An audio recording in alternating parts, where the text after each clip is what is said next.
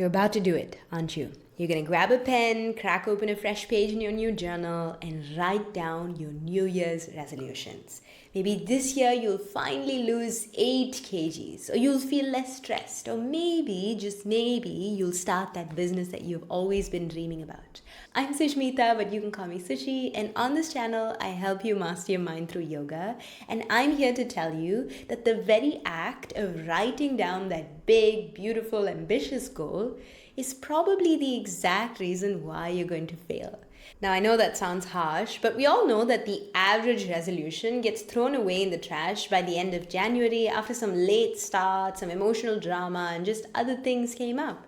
And if you want to avoid the quiet, slow fizzle by mid-February that leaves you feeling defeated and wondering if something is really wrong with you, stick with me because I'm going to show you the secret to actually changing your life this year by doing just something 3 times a week that actually makes success absolutely inevitable. We all love the idea of having a new goal for the new year, but if you're a self-help junkie just like me, the algorithm probably sent you this video because videos like these deliver a quick hit of dopamine and give you this familiar surge of optimism that makes you feel like you've already accomplished something. And all this think positive talk here on the interwebs just nudges us to picture a future version of ourselves where we're thinner, we're richer, we're calmer. And the prospect of a new year being able to deliver all those things can somehow feel fantastic, and I get it.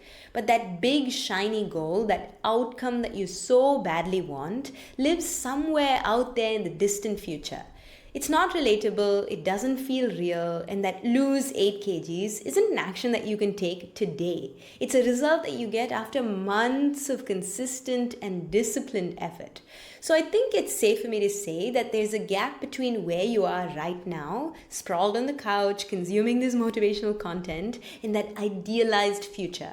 And every day that you feel like you're eating healthy, you're going on your walks, and you're doing all the things, but you're not really like quantum leaping into that new reality, makes it feel like there's a big giant canyon between you and your goal.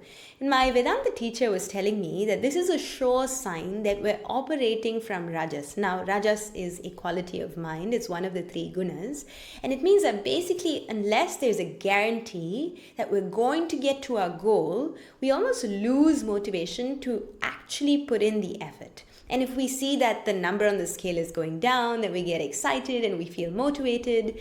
But there are a few weeks that nothing is changing, then we blame our teachers, we switch protein powders, and then we stop doing the things that we decided we're going to do to help us reach that goal. And when the first obstacle comes, and by the way, it's called vighna, and obstacles are bound to come on this journey, instead of using that obstacle to strengthen our shraddha or strengthen our faith, we instead introduce all types of frustration, irritation, impatience, and then we don't end up performing the actions in a way that actually lead us closer towards the goal. And this is actually the trap. The outcome is so far away that it provides very little actual practical motivation to do the actions that you need to do today, right here, right now. And in fact, it often does the opposite because it creates more pressure, it creates more anxiety, and this constant feeling of not being good enough yet becomes a part of our daily reality. And I know this because, honestly, I spent a long time feeling this way until I sat down and I had a chat with my teacher and he was like, this is what's happening. And I was like, oh, now that makes sense.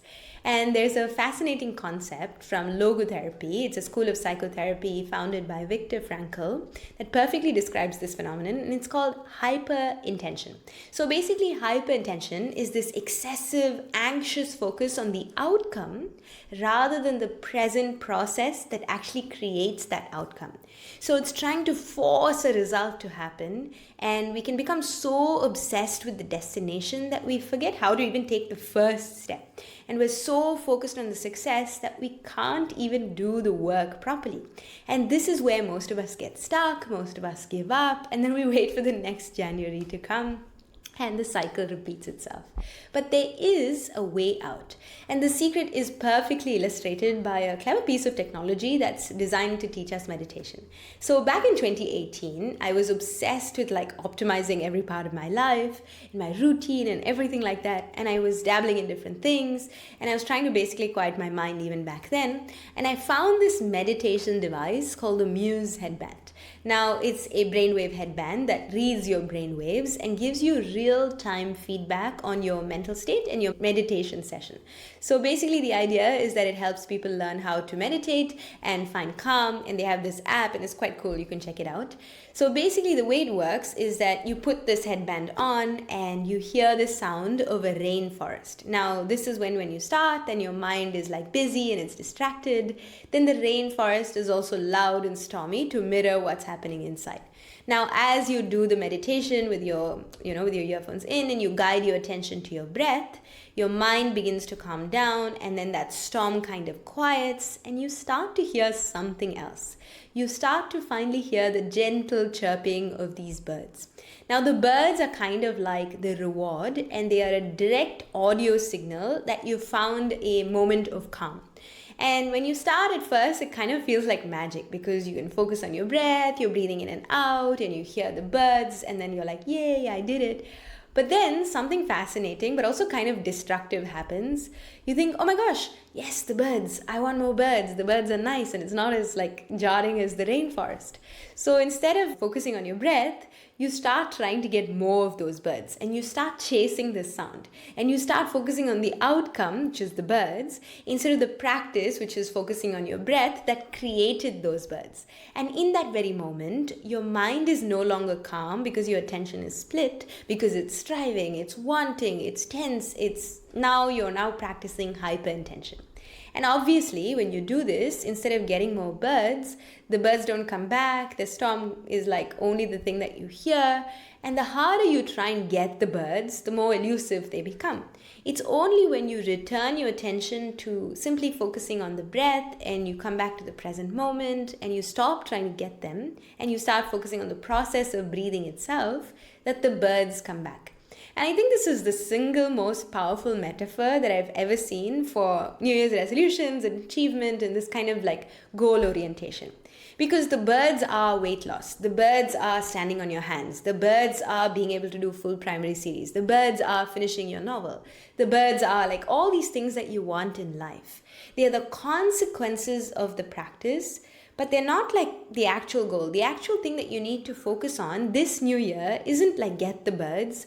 And if you do that, you're going to fail. And because you're chasing a ghost, it's not something that, you should be focusing on. And the entire game of self-improvement is to stop chasing the birds and simply fall in love with focusing on your breath, focusing on the process. But it's very hard to simply sit down and do something like meditation right off the bat. And even the sage Patanjali gives you 7 steps before you're ready to sit cross-legged and just be able to hear birds all the time. So it's far easier to start with something like an Ashtanga Yoga Asana practice where you're not holding any particular position for more than 5 breaths, and the real-time feedback is the sensations. So if you're in Utkatasana and your thighs are screaming, then that is the rainforest. But if you're able to hear the sound of your own ujjayi breath, then that is the sound of the birds because you're not distracted. And the state of mind that it produces, the chitta prasadana that comes, is actually a consequence of doing the same exact process. So if we know that losing weight or standing on our hands and these big brittle goals can snap under the first sign of pressure, then how do we stop chasing them and actually start practicing this? I want you to adopt what I call the 3 times a week system.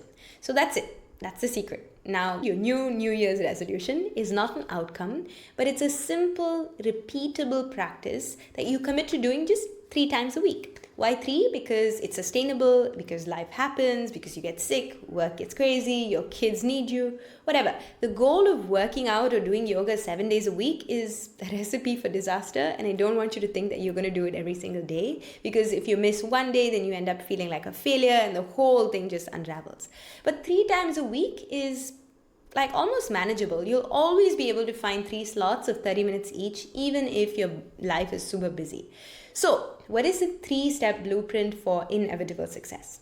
The first step is to define or have a North Star and also have a daily compass. So you need both a destination and a map for just this next 5 feet. And most people only focus on the destination when it comes to New Year's goals, and they don't actually have the map that will get them through the next 5 feet.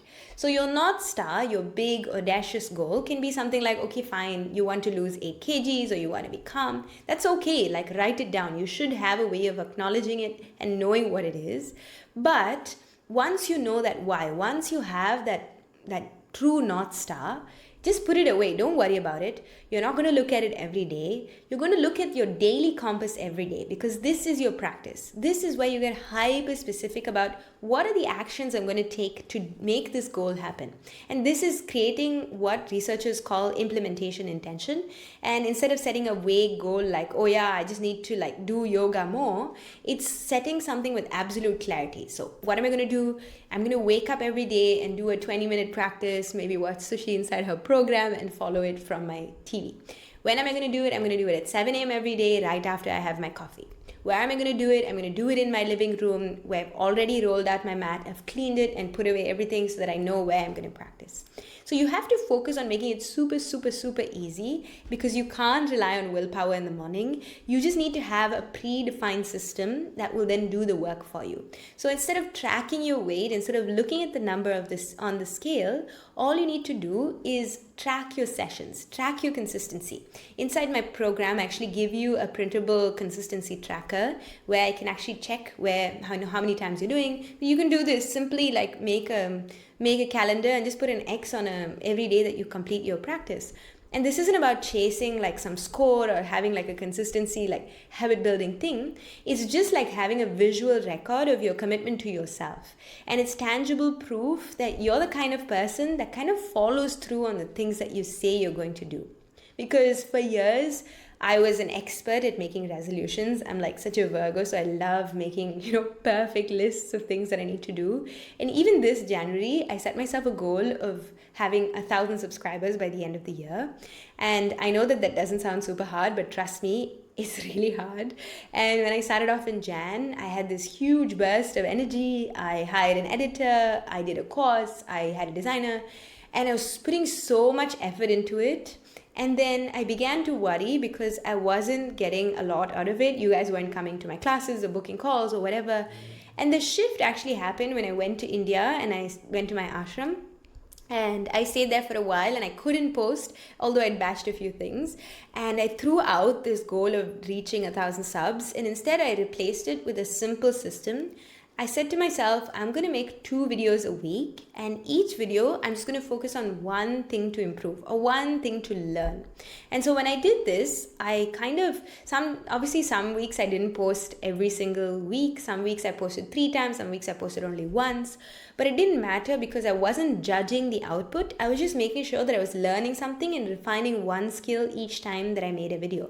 And this is just like an update. I didn't quite still get to my 1,000 subscribers, but I've met so many incredible people on the assessment call through this process. I've learned so much about myself.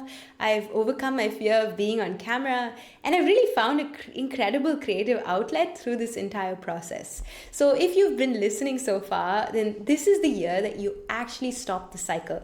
This is the year that you stop setting big, vague resolutions that only set you up for disappointment by mid-February, because the secret is to stop chasing the outcome. So don't set that goal to be less stressed. Just set a practice of doing 15 sun salutations 3 times a week. Stop chasing the birds and fall in love with just your own breath, the process itself. Because if you make your only goal as I'm going to do the work, then the outcomes you desire will be inevitable. And there's no way that you can't get there. So keep it simple, just stay consistent, and I hope you have the best year ever. And that's all I have for you today. By the way, if you're still struggling to follow through on your resolutions this year, there is a link in the description below where you can set up a call with me and we can discuss your goals goals, and we'll see if you're a good fit for the program. But either way, thank you so much for watching till the very end. If you enjoy these videos, make sure to subscribe to my YouTube channel, comment below and let me know what resolution you actually set for yourself after I told you not to set a big bold resolution.